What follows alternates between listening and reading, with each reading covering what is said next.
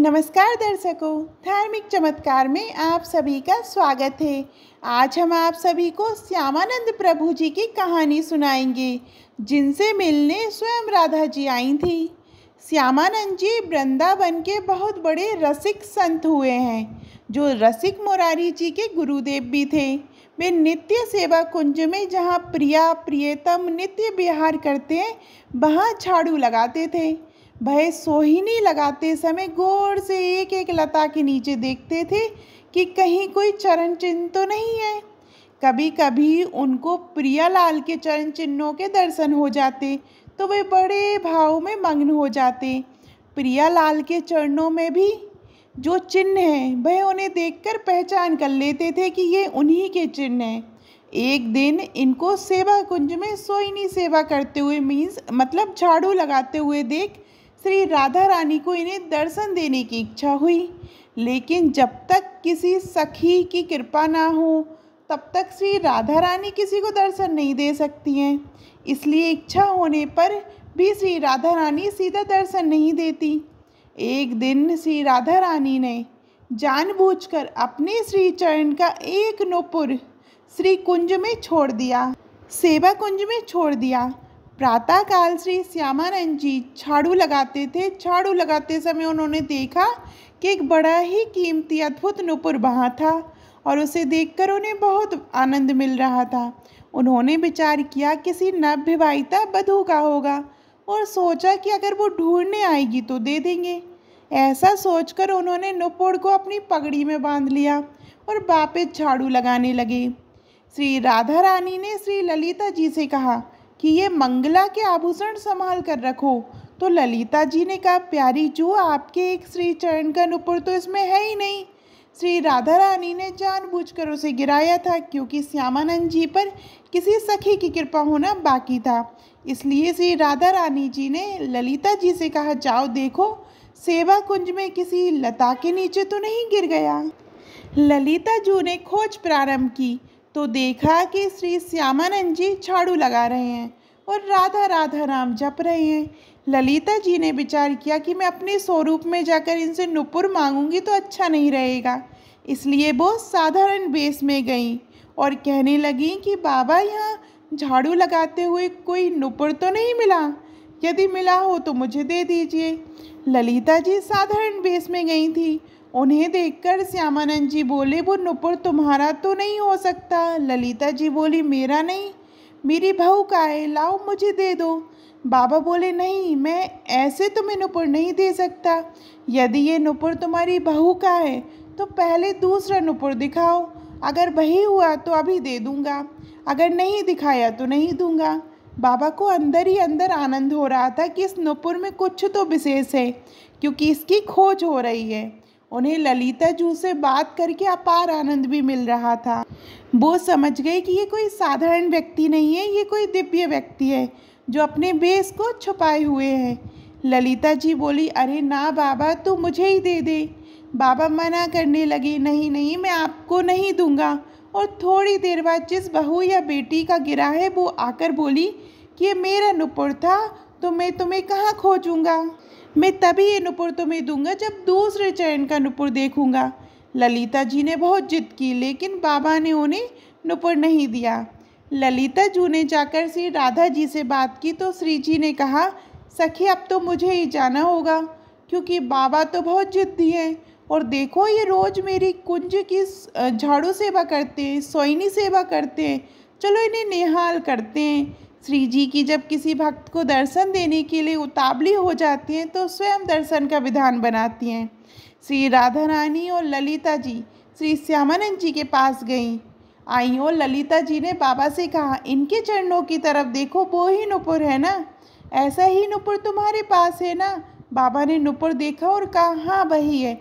ये कहते हुए श्री जी का करुणा देख वह उनके चरणों में साष्टांग लेट गए। बाबा ने इशारा किया कि मैं बांध दूँ। श्री जी ने हाँ में सिर हिलाया। बाबा ने श्री जी के चरणों में नुपुर बांधा और श्री जी ने अपना हाथ श्यामानंद महाप्रभु जी के मस्तक पर रखा। श्री जी श्यामानंद जी को दुलार करने लगी कि मेरी कुंज की सोहिनी लगाने वाली ये मेरी सखी है। मतलब मेरी कुंज की झाड़ू लगाने वाले को बताया, ये मेरी सखी है। श्री जी बहुत प्रसन्न थी। बाबा फिर उनके चरणों में लौट गए। इस पर बाबा ने जो नुपुर बांधा था उसी को झनकारते हुए श्री जी ने बाबा के मस्तक पर उसे रखा तो नुपुर की दिव्य छाप श्यामानंद महाप्रभु जी के मस्तक पर पड़ गई। अब तो वो प्रेम मग्न होकर भाव में डूब गए। कुछ समय बाद बाबा अपने गुरुदेव श्री हृदयानंद जी के पास आए तो उन्होंने श्यामानंद जी के मस्तक पर छाप देखकर कहा, ये संप्रदाय के विरुद्ध छाप कैसे लगा ली? जो हमने दी है वो तो लगाई नहीं। उन्होंने कहा, गुरुदेव ये मनमुखी छाप नहीं है, ये छाप इष्ट देव ने लगाई है। हृदयानंद जी ने बोला, ये बहाना बना रहा है, और उन्हें डांट कर कहा, इसे शीघ्र धो लो। श्यामानंद जी ने आज्ञा मानते हुए बहुत धोया, रगड़ रगड़ कर छाप को साफ की, पर श्री जी की लगाई हुई छाप कैसे छूट सकती थी? हृदयानंद जी ने समझा कि उन्होंने ठीक से नहीं धोया और बोले, इधर आओ। और उन्होंने रगड़ रगड़ के इतना घिसा कि श्यामानंद जी के मस्तक से रक्त निकलने लगा, लेकिन छाप फिर भी नहीं छूटी। तब वो सहम गए और कहा, सत्य कहो, क्या ये श्री जी की लगाई हुई छाप है? श्यामानंद जी ने हाँ में उत्तर दिया। हृदयानंद जी कहने लगे, धन्य है तुम्हारा जीवन, अब मुझे विश्वास हो गया कि श्री जी ने तुम्हें स्वीकार कर लिया है।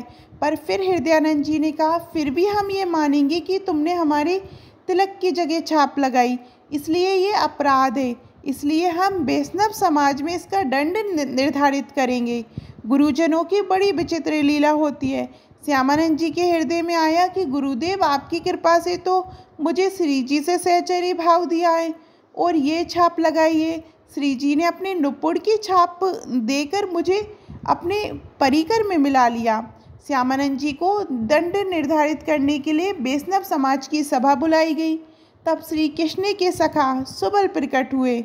उन्होंने पूरी वैष्णव मंडली के बीच में कहा, मैं साक्षी देता हूँ कि इन्होंने अपने आप से छाप नहीं लगाई, स्वयं श्री राधा रानी ने प्रकट होकर छाप लगाई है। सुबल इतना बोलकर पास के ही एक तमाल वृक्ष में समा गए। तत्काल ही दिव्य वाणी हुई, हृदयानंद जी, अब तो विश्वास कर लें कि तुम्हारा शिष्य वहाँ पहुँच चुका है जहाँ तुम्हारी भी पहुँच नहीं है। वह श्री जी के निज परिकर में मिल चुका है। अब हृदयानंद जी सहम गए और सारी बात मान गए, लेकिन अब उनका हृदय जलने लगा कि उनसे अपने शिष्य के प्रति गलती हो गई। वैष्णव जनों ने कहा, देखो हृदयानंद जी, आपने हम सबको श्यामानंद जी को दंड देने के लिए एकत्रित किया था, लेकिन आज हम आपके ऊपर दंड लगा रहे हैं क्योंकि आपने गलत किया।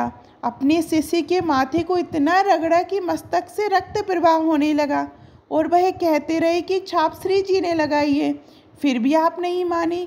आखिर तमाल वृक्ष से सुबल सखा को प्रकट होकर गवाही देनी पड़ी और अब दिव्य वाणी भी हुई है कि हम आपको क्षमा नहीं करेंगे। इसके प्रायश्चित के लिए आप 12 दिनों तक संतों का भंडारा करवाएं और अखंड कीर्तन एवं भगवत चर्चा कराएं, यही आपका दंड है। उस दिन से हृदयानंद जी के यहाँ दंडोत्सव मनाए जाने की प्रथा शुरू हुई। श्यामानंद जी तत्काल समस्त वैष्णव जनों के समक्ष खड़े हुए। उन्होंने हाथ जोड़कर कहा कि गुरुदेव को जो दंड दिया गया है उसे मैं स्वीकार करता हूँ। आज से दंडोत्सव मैं करूँगा, ये मेरा अहोभाग्य। और शायद गुरुदेव यही करवाना चाहते थे, इसलिए उन्होंने ये लीला की। इससे हम ये देख सकते हैं कि शिष्य में अब भी अपने गुरु के प्रति दोष नहीं आया। वहाँ उपस्थित वैष्णव जनों ने कहा, धन्य हो तुम श्यामानंद जी, धन्य है तुम्हारी गुरु भक्ति। ये कहकर संतों ने श्यामानंद जी को स्वीकृति दे दी। श्यामानंद जी बड़े उत्साह से 12 दिनों तक उत्सव मनाया। यद्यपि वह दंड एक बार के लिए था, पर उसे प्रतिवर्ष मनाया जाने लगा। आपको ये कहानी कैसी लगी कमेंट में ज़रूर बताइएगा। और अभी तक आपने हमारे चैनल धार्मिक चमत्कार को सब्सक्राइब नहीं किया तो सब्सक्राइब करिएगा। धन्यवाद।